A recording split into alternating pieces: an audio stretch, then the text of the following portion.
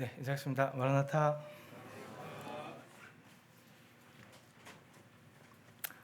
네, 지난주까지 해서 연대기 복음에 관련된 말씀들이 마무리되었습니다. 처음 행위를 가지자라는 취지 아래 먼저 복음으로 돌아가서 우리의 복음을, 우리의 구원을 좀 점검하는 그런 시간을 좀 가졌고요. 이제 오늘부터는 다시 그 이후의 말씀들을 나누게 되겠습니다. 그래서 오늘 말씀 나눌 제목은 그리스도와의 연합입니다. 많이 들어보셨을 거예요. 그리스도와의 연합. 우리가 그리스도와 연합되어 있다라는 이야기입니다.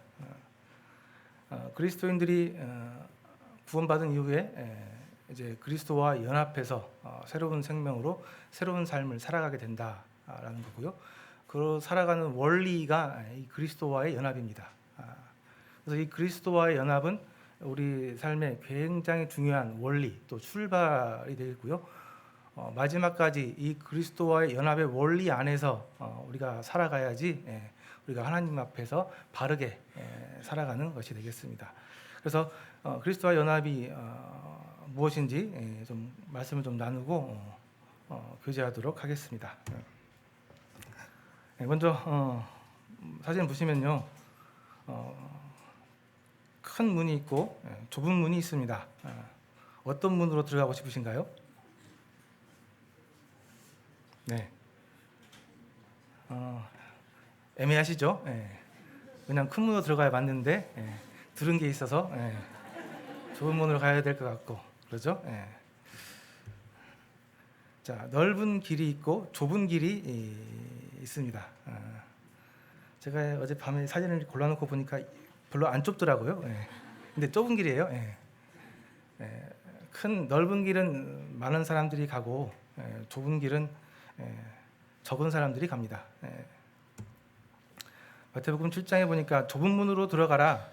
멸망으로 가는 인도하는 문은 크고 그 길이 넓어 그리로 들어가는 자가 많고 생명으로 인도하는 문은 좁고 길이 협착하여서 찾는 자가 적다라고 말씀에서 이야기하고 있습니다. 여기 계신 모든 분들, 여기 계신 성도님들은 좁은 문으로 들어가셔서 아마 좁은 길로 아마 걷고 있으실 겁니다.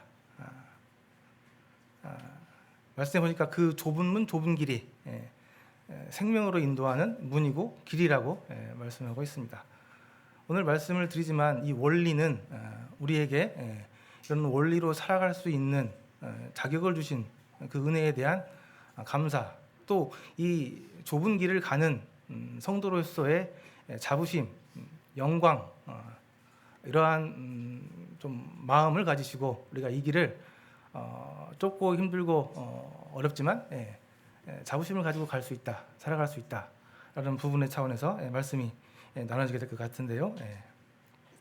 그런 마음이 저희에게 있는지 확인을 좀 하면 좋겠습니다. 좁은 길인데요. 그 좁은 길이 그냥 좁은 길이 아니고 굴곡진 길입니다. 예수님께서는 우리 그리스도인의 삶을 이제 제자들에게 얘기하면서 제자의 삶을 살 것을 말씀하셨고요. 그 제자의 삶은 자기 십자가를 지고 예수님을 따라서 가는 길이라고 말씀해 주셨습니다. 좁은 길인데 그 좁은 길이 여기 나와 있는 것처럼 대로가 아니고 굴곡진 길이라는 겁니다.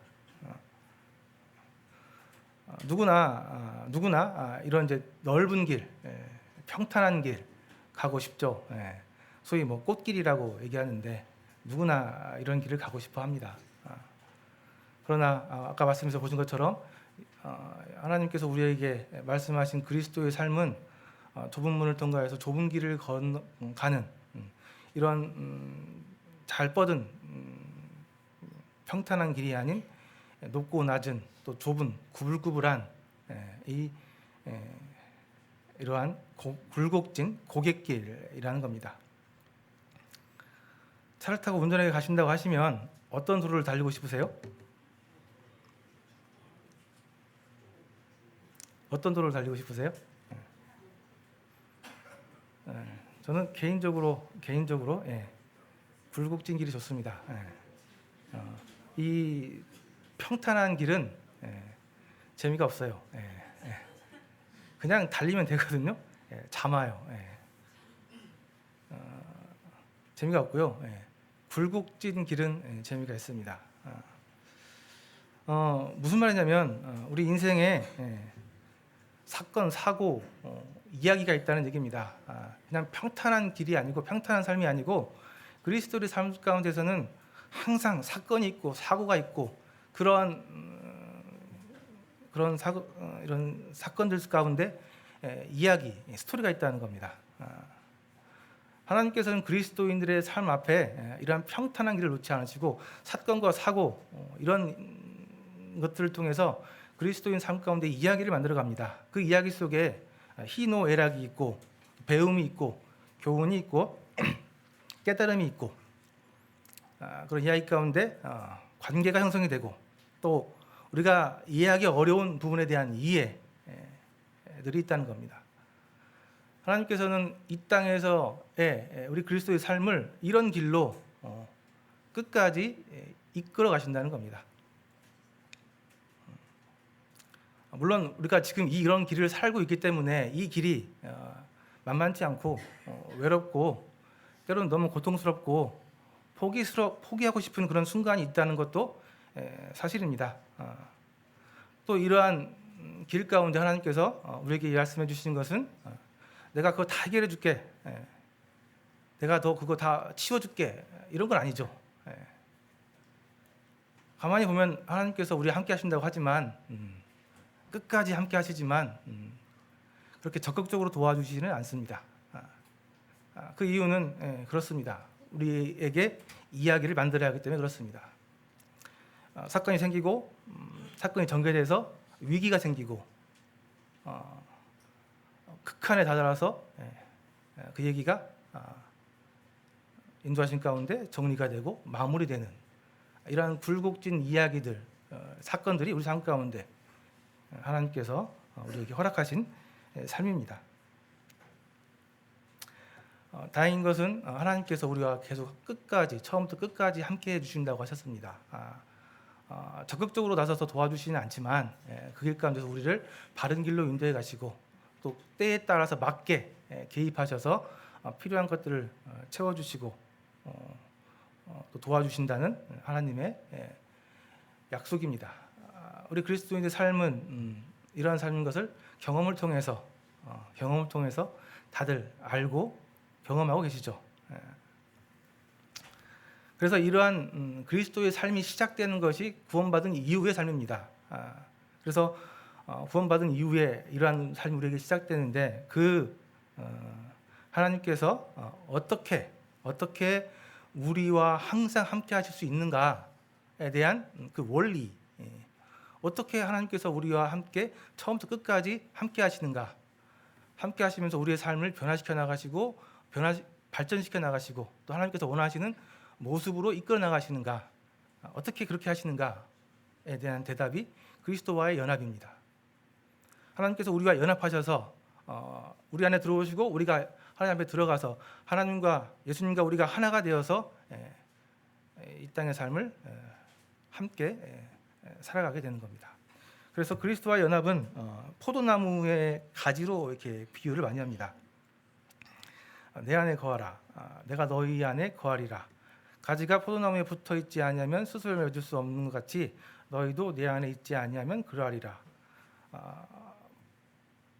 포도나무 가지가 포도나무에 붙어 있을 때 살아서 열매를 맺을 수 있는 것처럼 우리가 그리스도와 연합돼서 그리스도 안에 함께 있을 때 하나님께서 우리와 함께 하시고 우리를 하나님께서 인도해 가신다. 그러한 의미가 그리스도와 연합입니다. 좀 자세히 보시면 예수님과 우리가 하나로 연합하여서 예수님께서 하신 일들이 내가 한 일이 되고 예수님께서 가지신 모든 좋은 것들이 내 것이 되는 것, 이것을 그리스도와 연합이라고 종합적으로 얘기해 볼 수 있습니다. 그래서 더 구체적으로 말씀드리면 예수님의 십자가의 죽으심과 부활이 나의 죽음과 부활이 됩니다. 출발이죠. 우리는 십자가 위에서 죽고 부활한 적이 없는데 예수님께서 하셨습니다.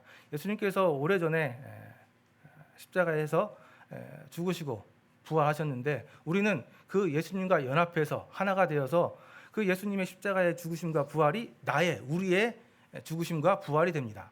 이 예수 그리스도의 죽으심과 부활이 근거가 되어서 우리는 하나님 앞에서 하나님 앞에 의롭다함을 전문용어로 칭의, 의롭다함을 받는다라는 구원의 관계가 시작이 됩니다. 그 이후에 그 구원뿐만 아니라 그 이후의 삶 가운데 예수님의 능력이, 예수님 같이 귀한 것들이, 신령한 것들이 나의 것이 되고 내 능력이 되어서 우리의 삶을, 거룩한 삶을 돕고 인도한다. 이것이 그리스도와의 연합의 전체적인 내용입니다. 그래서 그리스도와의 연합은 굉장히 중요한 성경의 원리입니다. 창세기에 보시면 하나님께서 남자와 여자를 만들고 그들을 짝지어 주셨습니다. 이러므로 남자가 부모를 떠나 그의 아내와 합하여 둘이 한 몸을 이룰지로다. 이 창조의 원리에서 벌써 하나님께서는 이 연합의 원리를 계시해 주시고 그 연합의 원리를 우리에게 보여주셨습니다. 신약에서도 마찬가지죠. 신약에서도 보면은 결혼의 원리를 설명하시면서 이야기하십니다. 그러므로 사람이 부모를 떠나 그의 아내와 합하여 그 둘이 한 육체가 될지니라. 에베소서 5장에 나와 있는 말씀인데요. 결혼에 대한 말씀, 결혼에 대한 이야기를 해주시면서 그 안에 있는 하나가 되는 그 원리를 말씀해주고 계십니다. 성경에서 이 교회와 그리스도와의 관계를 이 결혼의 관계로 설명하고 있습니다. 하나 되는 관계, 아주 친밀한 관계. 이 관계를 표현할 수 있는 가장 적합한 단어가 이 하나됨, 결혼. 우리가 가시적으로 볼 수 있는 그 제도가 결혼인 거죠. 그래서 그 결혼을 빗대어서 예수 그리스도와 교회의 관계를 말씀하고 있습니다. 그래서 예수님은 우리의 교회의 신랑이 되시고 교회는 예수 그리스도의 신부가 되어서 하나됨을 이루신다. 이것이 이제 교회의 원리죠. 교회가 그렇게 탄생하고 교회가 그렇게 구성되어 있습니다. 그래서 교회의 신부, 머리 되신 분은 예수 그리스도고 우리 교회는 그분의 신부로서 거룩한 삶을 살아야 하는 것이 교회의 본분입니다. 이 그리스도와의 연합의 원리가 자세히 나와 있는 것은 로마서에 나와 있습니다. 로마서 6장에 나와 있는 말씀이에요. 좀 보도록 하겠습니다. 로마서 6장에 보니까 이와 같이 너희도 너희 자신을 죄에 대하여는 죽은 자요 그리스도 예수 안에서 하나님에 대하여는 산 자로 여길지어다. 그러므로 너희는 죄가 너희 죽을 몸을 지배하지 못하게 하여 몸의 사역에 순종하지 말고 또한 너희 지체를 불의의 무기로 죄에게 내주지 말고 오직 너희 자신을 죽은 자 가운데서 다시 살아난다 같이 하나님께 드리며 너희 지체를 의의 무기로 하나님께 드리라. 로마서 6장에 나와 있는 그리스도와 연합의 원리의 내용들입니다. 이 그리스도와의 연합의 이 원리, 이 이론은 개인적으로 10여 년이 좀 된 것 같습니다. 10여 년 전에 이 책을 제가 좀 보면서 상당히 흥분했었던 원리 중에 하나입니다. 이게 연합의 원리구나. 그리스도인은 이렇게 살아가는 거구나. 그리스도인은 이렇게 하나님과 연결되어서 하나님의 능력으로 살 수 있구나. 라는 것을 이론적으로 처음 접했던, 좀 자세히 접했던 적이 이제 10여 년 전 아마 했던 것 같아요. 그때 아마 제가 강단에 올라가기 얼마 안 됐는데, 그래서 아마 이 그리스도인의 성화에 대한 말씀을 좀 나눴던 것으로 좀 기억이 납니다. 지금 생각하면 좀 막 오글오글거리는데 뭘 안다고 이렇게 아는 것처럼 얘기를 했었는데 지금 생각하니까 참 좀 그렇습니다. 자, 그래서 그때는 그랬습니다. 그때는 생각하기를 그러면 하나님 앞에, 예수님 앞에 붙어 있기만 하면 되는 거야? 붙어 있기만 하면 내 삶은 그리스도의 성령의 열매를 맺으면서 살 수 있는 거야? 그렇게 그 이론에 의해서 이렇게 믿었죠. 그런데 이론과 실제는 달랐습니다. 그죠? 굉장한 괴리가 있었습니다. 이론이 실제를 가져오지 않았고요. 그 이론을 삶에 적용시키는 과정이 필요하다는 것을 약 거의 10년이 지나서 이제 오랜 경험을 통해서 알게 되었습니다. 우리는 삶 가운데 그렇죠. 과정을 생략하고 바로 결론에 도달하려고 하는 그러한 본성들이 있습니다. 속성들이 있습니다. 과정을 생략하고 일단 빨리 결과에 도달하려고 하는 그런 습성들이 있어요. 그런데 사실 생각해보면 과정이 없는 결과는 사실 좀 저급합니다. 과정이 없는 결과는 약간 좀 모자라고 뛰어나지 못합니다. 그래서 어떠한 창조의 원리든 어떠한 그런 교육의 원리든 이 과정이 굉장히 중요합니다. 이 이론을 삶에 적용시키는 그 과정, 제가 이제 그 과정을 뛰어넘고 이 이론을 통해서 이 결과를 얻으려고 했는데 이게 안 되니까 이게 맞아? 뭐가 잘못된 거야? 하면서 많이 좀 이렇게 실망하고 괴로워하고 나름 고민을 많이 했죠. 그러나 하나님께서는 그 이론을 바탕으로 해서 그 10여 년이라는 긴 시간 동안 그 과정을 통해서 이 이론을 실제 삶에 적용시키는 이런 연습들을 훈련들을 쭉 해오셨습니다. 그 훈련이 1년, 2년 티도 안 납니다. 3년, 4년 그렇지 않나요. 물론 사람마다 개인차가 있겠지만 적어도 5, 6년 돼야 이제 이러한 원리가 적용되는 것들이 눈에 보이기 시작하고 삶에서 나타나기 시작하는 것 같습니다. 저를 봐도 그렇고 다른 주변의 많은 분들을 봐도 그렇습니다. 제가 아는 형제 중에 하나가 교회 안에서 모임 생활을 잘 해보려고 1년 반 정도 정말 제가 봐도 그 형제 딴에는 열심히 신앙생활을 했던 그 형제의 모습을 기억합니다. 근데 1년 반 정도 하다가 결국은 변화가 없어서 포기하고 이렇게 힘들어했던 그런 형제의 모습이 있습니다. 마침 지난달에 침례식이 있었죠. 침례식 8분의 성도님께 침례를 받으셨는데요. 우리 성도님들은 이제 이 그리스도와 연합의 삶을 시작하셨습니다. 그런데 그 삶이 아까 말씀드린 것처럼 좁은 문, 좁은 길, 굴곡진 길이 되겠습니다. 그래서 이제 이 그리스도인의 삶을 살기 시작하면은 처음 나타나는 것이 나한테 왜 이런 일이 생기지? 하나님은 나에게 관심이 없으신가? 왜 도와주지 않으시지? 하나님 계신 거 맞나? 라는 데까지 가는 것이 일반적인 뭐랄까요? 초기 그리스도인들의 삶의 모습이고 그런 과정들, 그런 경험들이 필요한 것도 사실입니다. 제가 많이 봤는데요. 거의 그랬습니다. 특별한 사람 없이 거의 그랬어요. 열심히 시작했지만 이 현실 앞에서 의문을 갖게 되고 좀 이렇게 어려웠다가 어느 정도 시간이 지나서 회복되는 모습들을 많이 봤습니다. 그래서 우리 삶은 마찬가지죠. 오래된 분들도 마찬가지고 이제 모임 시작하신 분도 마찬가지고요.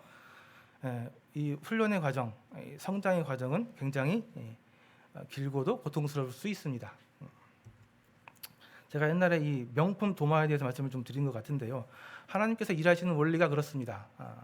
그냥 인스턴트 찍어내듯이 딱딱 찍어내는 그러한 원리가 아니세요. 하나님께서는 하나님의 창조의 원리는 이 숙련된 장인이 그 놀라운 능력으로 이 나무를 정교하게 깎아내고 이 나무는 그 깎아내는 아픔을 견디면서 또 그 수많은 시간을 그런 시간들을 반복적으로 거치면서 오랜 시간을 거쳐서 이 명품이라고 불리는 이런 물건들이 탄생하게 됩니다. 여기 나와 있는 이 도마가 앵그레이 도마라고 하는데요. 그냥 나무 잘라가지고 사포질해서 그냥 한 게 아니고요. 나무를 여러 개로 잘라서 또 붙이고 또 잘라서 붙이고 그다음에 사포로 몇 번을 갈고 또 기름칠을 몇 번을 하고 할 때마다 또 며칠씩 기다려서 수정시키는 거죠. 며칠씩 기다려서 마지막에 이렇게 진짜 오랜 시간에 거쳐서 오랜 작업에 거쳐서 만들어져서 태어나는 것이 이 명품 가치가 있는 이 도마입니다. 하나님께서는 그냥 일하지 않습니다. 포기하지 않으시고요. 이 시작하신 일을 그분의 계획 안에서 계획대로 완벽하게 끝내십니다. 여기 계신 모든 분들은 하나님의 그 계획 안에 들어왔고, 이 하나님의 계획은 하나님께서 맘먹으신 대로 하나하나 시간을 거쳐서 이루어질 것이고, 그 마지막에 우리는 완성된 모습으로 영화로운 몸이 되어서 하나님 앞에 서게 될 겁니다. 그래서 조급해하지 마시고, 너무 낙담하지 마시고, 물론 괴롭거나 또 슬퍼하거나 실망할 수 있는데 너무 낙담하지 마시고, 하나님의 이 창조의 원리, 하나님의 이 일하시는 원리를 생각하시면서 이 시간들을 하나님과 함께 잘 이겨나가시면 좋겠습니다. 구원의 3단계라고 합니다. 이제 지금 말씀드린 그런 이제 모습들을 이렇게 잘라서 이렇게 좀 이해하기 쉽게 잘라놓은 건데요. 사실 이것은 뭐 이어집니다. 연결된 거예요. 근데 이걸 좀 이해하기 쉽게 좀 잘라놨습니다. 그래서 구원의 3단계라고 하는데요. 맨 먼저 칭이라는 게 있고요. 이 칭이라는 것은 우리가 알고 있는 것처럼 의롭다함을 받는다. 하나님 앞에서 의롭다함을 받는다. 그 거룩하신 하나님 앞에서 우리 인간, 나 같은 존재가 의롭다함을 받는다라는 놀라운 구원을 얘기하고 있습니다. 구원. 그래서 이 칭의, 이 구원은 우리 그리스도인의 삶의 출발입니다. 이제 구원받았다고 다 끝난 게 아니고 이제 출발인 거예요. 이제. 그래서 이 칭이라는 첫 번째 단계가 있습니다. 아까 말씀드린 것처럼 믿음으로만, 오직 믿음으로만 의롭다 하심을 얻는다. 의롭다함을 받는다. 이 칭의는 우리의 신분적인 법적인 변화라고 이야기합니다. 그러니까 우리 존재 자체는 그대로 있는데요. 그러니까 내 성품, 내 성격, 내 취향 이건 그대로 있는데 내 신분만 평민에서 귀족으로, 군인에서 민간인으로 바뀌는 것처럼 신분만 변화되는 거예요. 이게 칭의, 구원입니다. 로마서 말씀에 잘 나와 있고요. 이게 그래서 그리스도인의 이 구원의 출발입니다. 그리고 이제 이 구받은 사람들이 거치는 과정이 있는데 이것이 이제 성화의 과정이라고 이야기하고 있는 이 과정입니다. 이 과정은 칭의를 통해서 주님 앞에 변화가 시작되는 과정이죠. 이것은 이제 실제적으로 우리 삶에서 일어나는 이런 거룩한 점진적인 변화를 이야기합니다. 조금씩 그리스도의 형상을 회복해 나가는 그런 과정. 아까 얘기한 것처럼 그리스도 하나님께서 우리에게 계획하신 일들을 하나하나 경험해 나가는 과정. 근데 이 과정은 그 실제를 보게 되면 죄의 권세, 죄의 영향력, 죄의 유혹으로부터의 분리라고 이야기합니다. 우리가 법적으로는 죄로부터 완전히 꺼졌죠. 그러니까 여기 칭의는 죄의 형벌로부터의 분리라고 나와 있는데 죄를 짓게 되면 그 죄를 짓는 것에 대한 형벌이 따라옵니다. 그죠? 우리가 알고 있는 것처럼 말씀에 나온 것처럼 죄의 형벌은 지옥 가는 거예요. 그죠? 그런데 이 칭의를 얻게 되는 그 순간 죄로부터 오는 그 형벌, 지옥 가는 그 죄는 분리되게 되는 거예요. 면제되는 거죠. 그래서 죄의 형벌로부터 분리가 칭의입니다. 그러면 이 성화는 형벌로부터는 분리됐는데 이 죄의 유혹, 자꾸 더 죄를 짓게 하고 죄로 유혹하고 우리가 죄 쪽으로 끌어당기는 그 죄의 권세, 능력, 뭐 파워라고 표현하는데요. 그런 힘으로부터 조금씩 멀어지는 단계, 그 단계를 칭의라고 얘기하고요. 지금 여기 계신 모든 분들은 이 칭의의, 아니 성화의 단계를 하나하나 지금 살아가고 계시는 겁니다.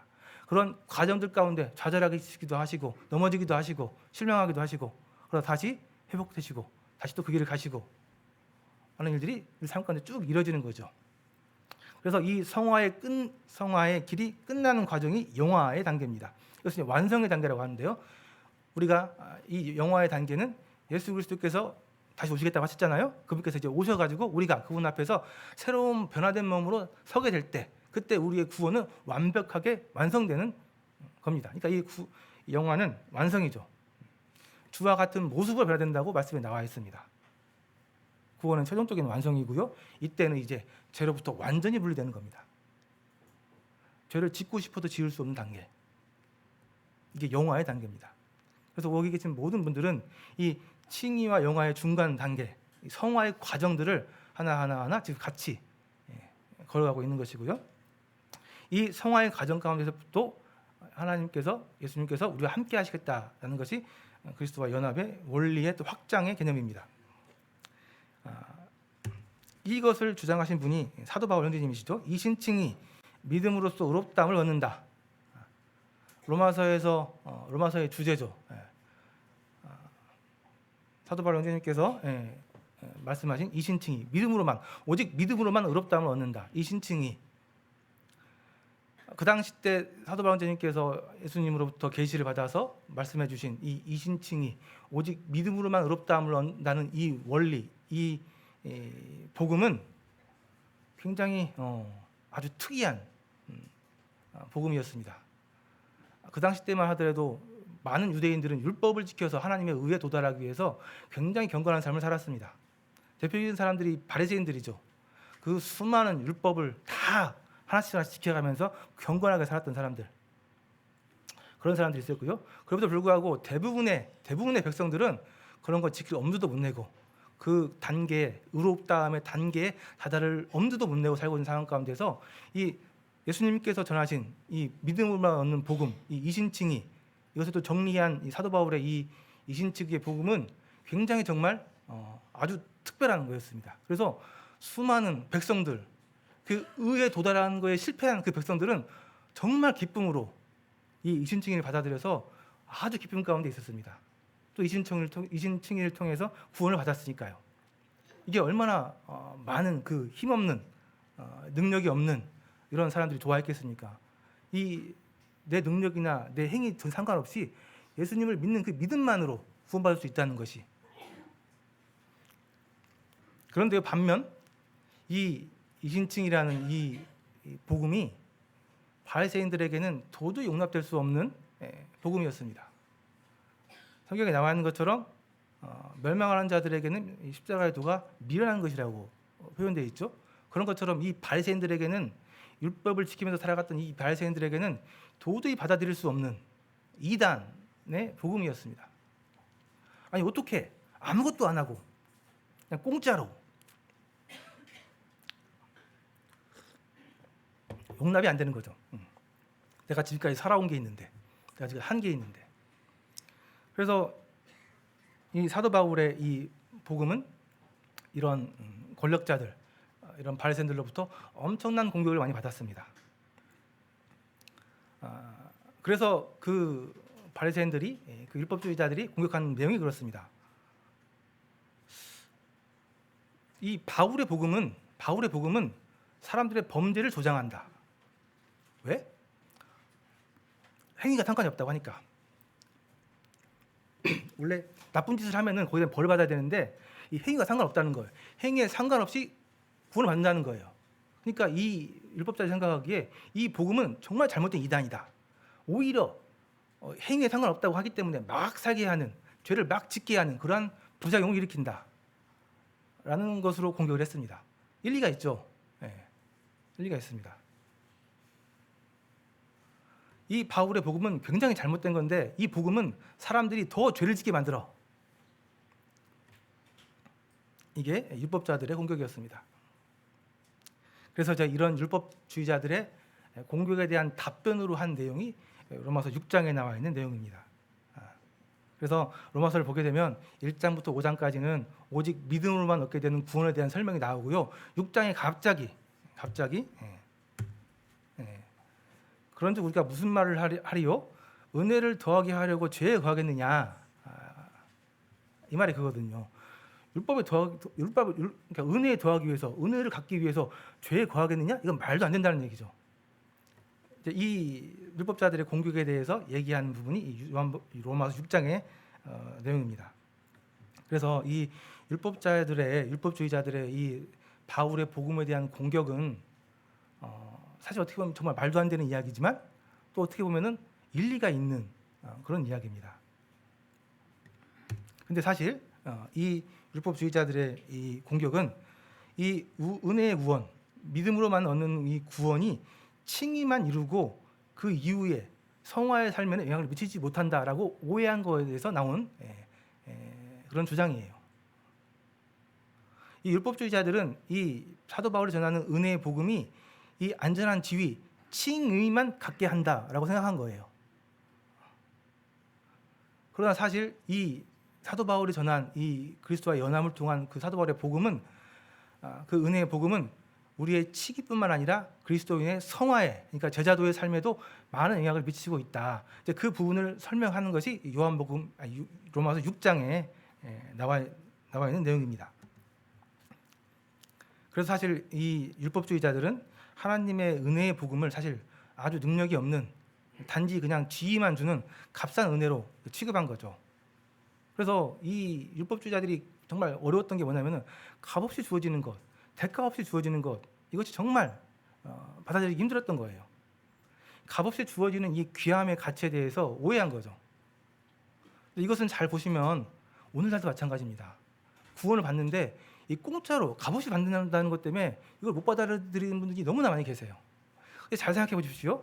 이 구원의 복음, 이 믿음으로 받는 이 구원의 복음의 값을 측정할 수 있겠습니까? 이건 측정이 불가능한 거예요. 근데 이걸 자꾸 대가를 주고 받으려고 하는 것 자체가 사실은 말이 안 되는 얘기인 겁니다.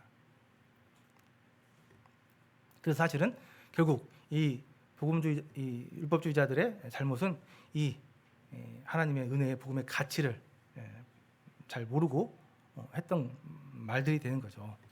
근데 사실 안타깝게도 우리 삶에서도 우리가 이런 은혜를 너무 쉽게 받기 때문에 너무 가볍게 여기는 경향들이 너무나 많습니다. 우리 삶 가운데서도. 그래서 우리는 기억하셔야 됩니다.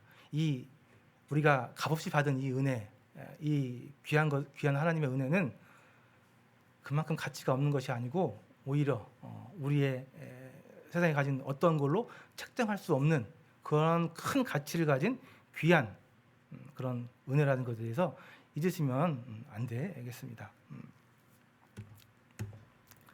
자, 빨리 봐야 될 것 같아요.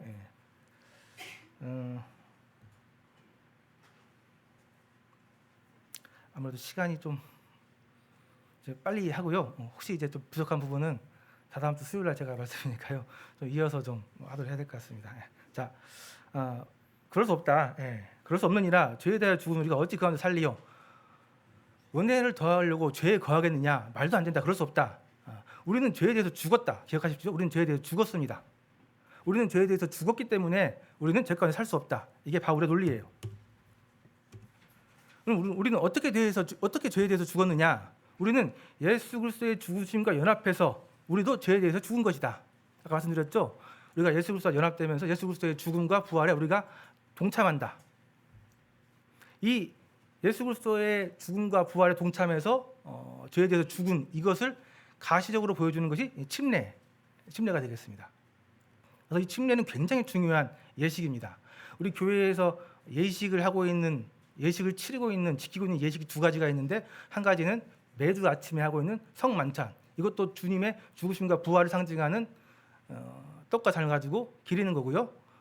이 또 하나의 예식이 침례식인데요. 이 침례식도 예수 그리스도의 죽으심과 부활에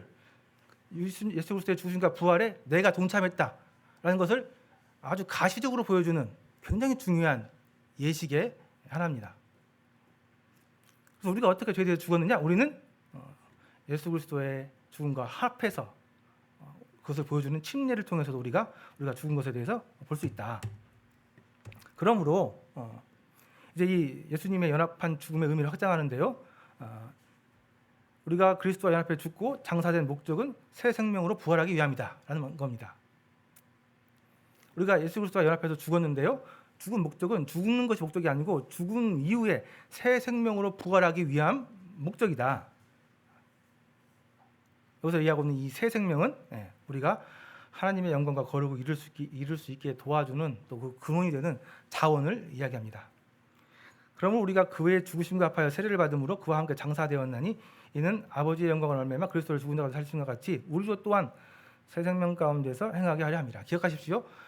죽으시고 부활한 이후에 우리 안에는 예전 생명은 죽었고 새로운 생명이 들어왔습니다. 새로운 생명. 이건 새로운 생명이에요. 예전 생명이 뭐 변화되거나 예전 생명이 개선되거나 발전한 게 아니고요. 완전히 새로운 생명입니다. 이 생명은 하나님으로부터 왔고요. 우리가 앞으로 하나님의 앞에 영광스러운 삶을 살아가는, 거룩한 삶을 살아가는 그 원동력, 힘이 됩니다. 이게 가시적으로 보이지는 않죠. 영적인 부분 때문에 그래요. 그러나 이게 사실입니다. 말씀에 나와 있는 사실. 이걸 사실로 우리가 받아들여야 돼요. 이해하셔야 돼요.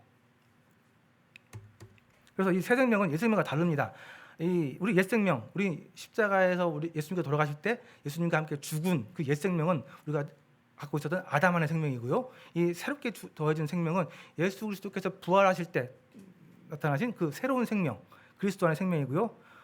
예전에 죽은 생명은 자기 생명, 우리 생명이었고, 지금 생명은 그리스도의 생명입니다. 예전의 생명은 죄의 본성을 가지고 있었고, 지금 생명은 거룩한 본성을 가지고 있어요. 그리고 예전에 출생은 자연적 출생이었지만 지금 새로운 출생은 영적인 출생, 거듭남입니다.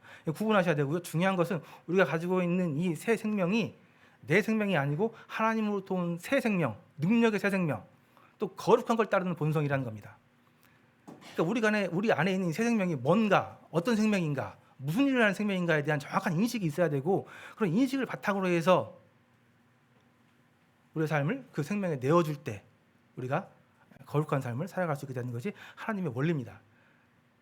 이것을 이론적으로 아는 게 아니고 이제 우리 삶 가운데서 적용해서 그래서 경험해 나가시고, 이 경험이 발전해서 이렇게 살아가는 것이 우리 삶 가운데 완전히 자리 잡고 습관화되었을 때 우리의 능력이나 우리의 열심이 아닌 오직 예수 그리스도의 생명으로 거룩한 삶을 살아가는 진짜 신앙의 원리가 우리 삶 가운데 적용되는 거예요. 자, 졸지 마시고 졸지 마시고, 정말 중요한 얘기입니다. 중요한 얘기예요. 시간이 정말. 자, 만약 우리가 그의 죽으심과 같은 모양 연합한 자가 되었으면 또한 그의 부활과 같은 모양으로 연합한 자도 되리라. 연합하다는 얘기는 두 개가 서로 붙어서 하나로 자라나게 된다. 이 연합이라는 얘기는 자라난다는 의미도 있어요. 두 개가 붙어서 하나가 되어서 자라난다. 그래서 예수님의 죽음과 부활이 연합해서 자라나게 한다는 부분이고요. 우리가 알거니와 우리의 옛사람이 예수와 함께 십자가에 못 박은 것은 죄의 몸이 죽어 다시는 우리가 죄에게 종노릇하지 아니하려 함이니. 계속해서 반복적으로 얘기하고 있습니다.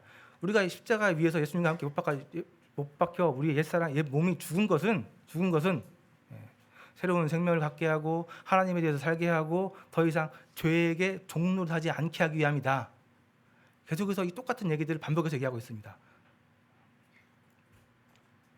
그래서 그리스도와 연합한 죽음은 우리를 더 이상 죄를 섬기지 않게 하고 하나님을 섬기면서 살게 한다.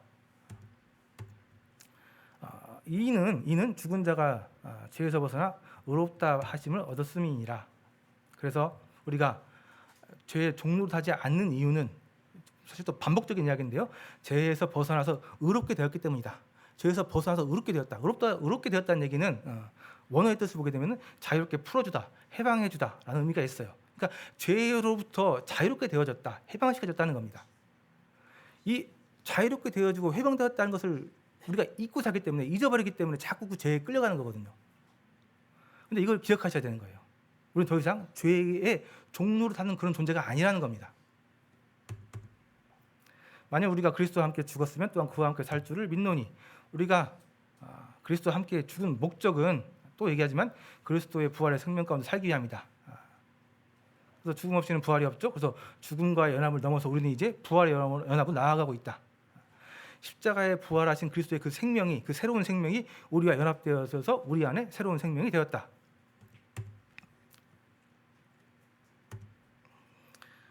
이는 그리스도께서 죽은 자 가운데 살아나셨으면 다시 죽지 아니하고 사망이 다시 그를 주장하지 못할 줄을 알미로다. 그래서 우리가 그리스도와 함께 살 줄을 믿는 것은 죽음이 더 이상 부활하신 예수님을 주장하지 못하고 또 우리가 이 사실을 알고 있기 때문에 그렇다 하는 겁니다. 그래서 먼저는 아는 게 중요합니다. 아는 게 내 옛 생명이 어떻게 되었고 새로운 생명이 무엇이고 내 현재 존재 자체가 어떠한 상태에 있는지, 내 존재가 어떤 존재인지, 어떻게 살아가도록 지금 만들어져 있는 존재인지, 이것에 대해서 정확히 아는 것이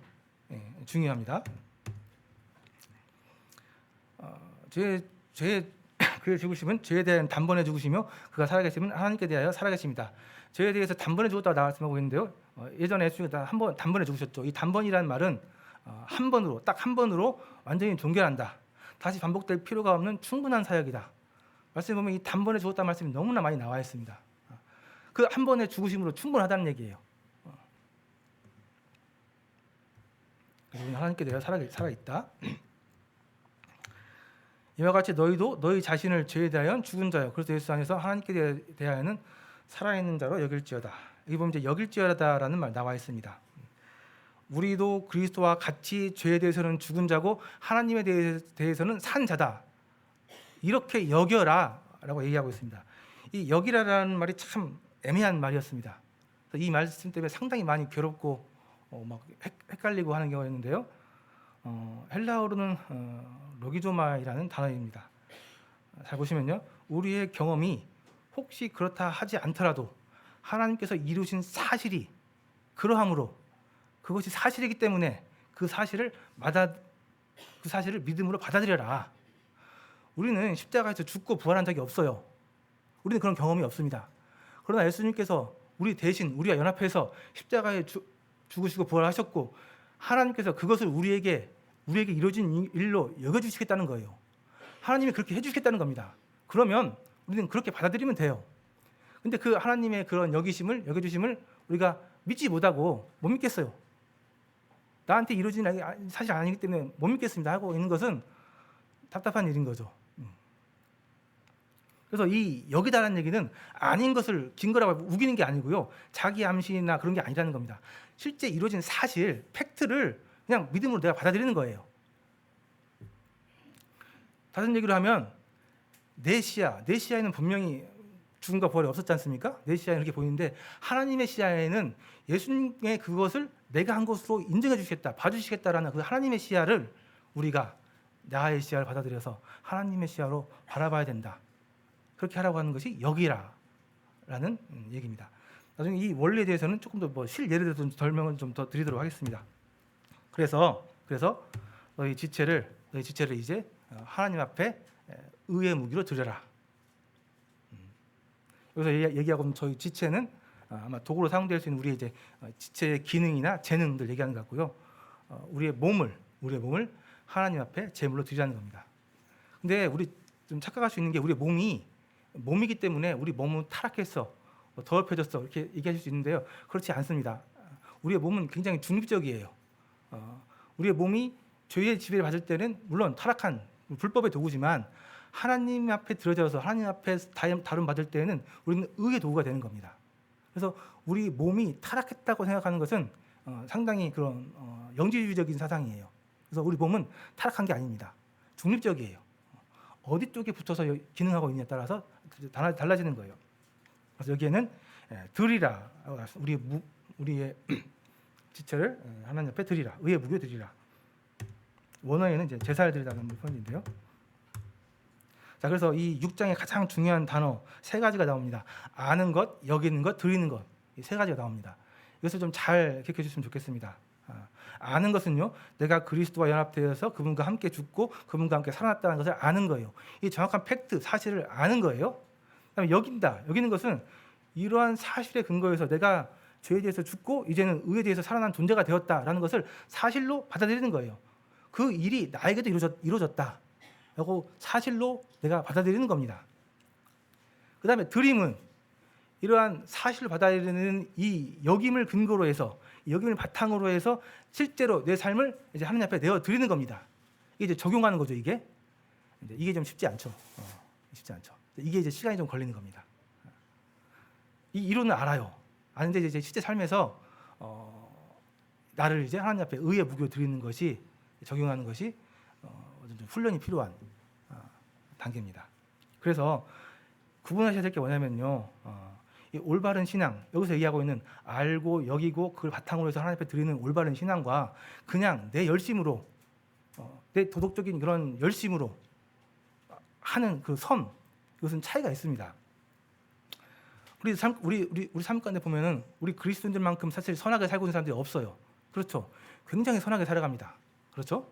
일부 나쁜 사람들 때문에 욕을 먹고 있긴 하긴 하지만 그리스도인들이 굉장히 선하게 살아갑니다. 근데 세상에 보면요, 하나님 안 믿고도 선하게 살아가는 사람들이 있어요. 그죠? 근데 그분들이 미안하지만 이 원리로 사는 게 아니에요. 그분은 그냥 선천적으로 그 불굴의 의지로 선하게 사는 거예요. 하나님과는 관계가 없습니다. 올바른 신앙의 원리는 내가 하는 게 아니고 하나님께서 하셨고 하나님께서 하신 것이 내 것이고, 그래서 내가 사실은 하나님께서 하는 것, 이것이 올바른 신앙의 원리예요. 이 원리에서 벗어난 모든 행위, 사역 다 하나님께 상관없는 사역들입니다. 예를 들어서 설명을 좀 드리면요, 욕을 할 상황이 됐어요. 욕을 먹은 거죠. 욕을 상황이 됐어요. 내 육체의 옛 생명은 맞받아서 욕을 하라고 얘기합니다. 그렇죠? 그러나 내 안에 있는 새로운 생명은 그걸 참고 선한 말로 대응하라고 얘기합니다. 그죠? 그러면 여기서 우리가 알아야 될 게 뭐예요? 욕을 하라고 얘기하는 옛 생명은 죽었어요. 끊어졌어요. 그러니까 이건 죽은 거예요. 그리고 선한 말을 하라고 하는 새 생명은 내 본질이에요. 현재 내 가운데 있는 새 생명의 본질입니다. 무엇을 따라야 돼요? 당연히 새 생명, 내 본질, 내 존재의 가치, 새 생명을 따라서 행동하는 게 맞죠. 이걸 바탕으로 해서 선한 말이 나오는 것, 이게 들여지는 거죠. 이제 이 원리에 의해서 거룩한 삶을 살아가는 것이 그리스도와 연합의 진짜 올바른 신앙의 원리입니다. 어떠한 위기의 상황 가운데 그 악한 것을 하려고 하는 내 옛 생명은 죽었어. 이건 끝난 거야. 나랑 끊어진 거야. 라는 정확한 인식. 그리고 실제 내 삶에 내 속에 있는 것, 내 속에 있는 진짜는 새 생명, 선을 행하라고 하는 하나님의 명령. 이게 내 생명, 이게 내 본질, 내 진짜 존재. 그렇기 때문에 내 존재대로 행하는 것, 내 존재를 통해서 하나님 앞에 드리는 것, 이것이 하나님 앞에 드리는 것. 이 과정이 이해가 되시죠? 예. 이러한 과정을 통해서 우리가 선을 행해야만이 내가 하는 것이 아니고 내 안에 있는 새 생명이 하는 것이고, 나를 통해서 하나님께서 일하시는 것이 되시고 하나님께서 영광을 받으시는 진짜 우리의 그리스도의 삶의 모습이 되는 겁니다. 이렇게 우리가 선한 삶을 살아갈 때 우리는 스스로 내가 한 게 아니기 때문에 자만하지 않고 오직 하나님께서만 영광을 받으시는 겁니다. 때로 이렇게 안 하는 경우도 있어요. 예를 들면 우리 얼마 전에 어저께 성경학교 있었죠. 성경학교 하기 위해서 금요일 저녁에 제가 알기로 우리 많은 교사들이 나와서 열심히 환경 구성을 했습니다. 밤 늦게까지. 밤 늦게까지 일을 해야 되는데 그 일을 하는 교사들 마음 가운데 물론 쉬고 싶죠. 집에 가서 쉬고 싶죠. 일하고 싶겠습니까?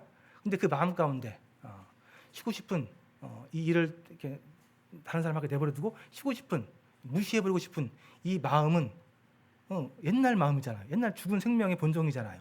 그죠? 그걸 아는 거잖아요. 또 그 무시하고 내가 해서 이 일을 해서 아이들이 즐겁게 놀고 또 하나님께서 영광을 받으시면 이게 얼마나 하나님께서 기뻐하시는 일이야. 이게 내 생명, 새 생명이 나한테 요구하는 거지. 나는 이 새 생명의 존재이기 때문에 이 새 생명에서 요구하는 대로 하는 거야. 그래서 즐거운 마음으로 하나님께서 주시는 그 즐거운 마음으로 일을 한 거죠. 이게 이제 올바른 원리죠. 그러나 그렇지 않은 경우도 있다는 얘기입니다. 그 마음 가운데 정말 하기 싫은데 내가 안 하면 내가 욕먹기 때문에, 내가 안 하면 나 손가락질 받기 때문에, 평가받기 때문에 억지로 하는 경우도 있다는 얘기입니다. 그렇잖아요. 우리 삶 가운데 많이 그런 일이 많이 있으니까요. 근데 미안하지만 이거는 삶의 원리에서 이루어진 거룩한 삶이 아니라는 겁니다. 의외로 많은 부분에서 우리가 이러한 삶을 살고 있는 것이 현실입니다. 이것은 말씀에도 보면 상금이 없다고 나와 있어요. 고생은 고생대로 하지만 상금이 없는, 하나님과 아무 관계없는 이런 일들이 우리 삶 가운데 벌어지고 있는 것이 사실입니다.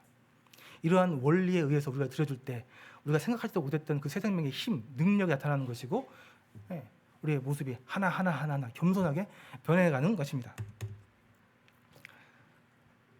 제가 너희를 주장하지 못하리니 이는 너희가 법 아래 있지 아니하고 은혜 아래 있다. 그래서 우리의 이 믿음으로만 얻게 되는 이 복음은 은혜 아래 있습니다. 은혜 아래. 예전에 율법을 지키는 이 방법은 법 아래 있었던 거죠. 법 아래. 율법 아래 있었잖아요. 율법을 지켜서 하나님 앞에 의로움 얻으려고 했던 거. 이것은 이 율법은 우리에게 의무를 주어져요. 의무를 주어져. 해야 돼. 해야 하는 거야. 못하게 되면 우리를 정죄합니다. 그러니까 괴로운 거예요. 해야 되고 못하면 힘들고.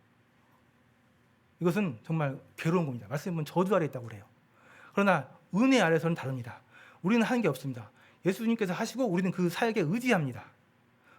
하나님께서 우리를 의롭다 해주시고요. 우리 안에 하나님의 새로운 생명이 오셔서 우리는 이제 자유함 가운데 담대하게, 왜? 벌을 안 받기 때문에, 정죄함이 없기 때문에 자유롭게 새 생명을 가지고 죄에 대해서 하나하나 대항해 나갈 수 있는 이런 은혜의 삶을 살게 하는 겁니다. 이게 은혜의 원리죠.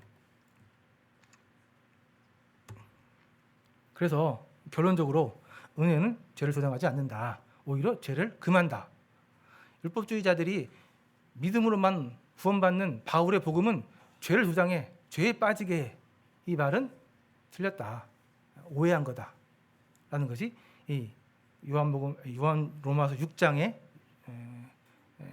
말씀이고요.